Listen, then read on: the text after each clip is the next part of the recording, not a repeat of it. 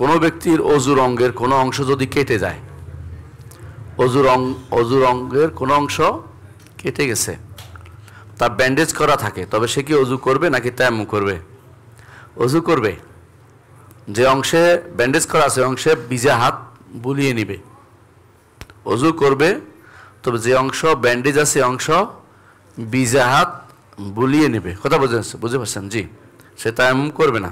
তায়াম্মুম করবে ওই সময় যদি পানি ব্যবহার করা তার জন্য নিষিদ্ধ হয় সেটা, তো যেখানে করতে পারে ওটা তো করতে হবে, যেখানে করতে পারে না এটাতে মাসে করে নেবে। বুঝে আসছে কথাটা? জি। ভিজা হাত বুলিয়ে নেবে।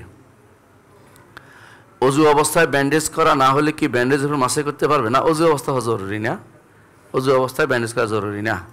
বুঝে আসছে? এটা তো ভিজা হাত বুলিয়ে নেয়া, ভিজা হাত বুলিয়ে, এটার সাথে ওই মোজা মোসের মাছটা একসাথে করা যাবে না। এটা হলো ব্যান্ডেজের কারণ। এটা হলো ফাত্তাকুল্লাহ মাস্তা তাতুম, যতটুকু যতটুকু তাকে অবলম্বন করে। এটা ভিজা যাচ্ছে না, এই জন্য ভিজা লাগতেছে না। জি, এটা হলো, এটা জোর হবে না, একসাথে করা হবে না, দুইটা এক ভিন্ন জিনিস।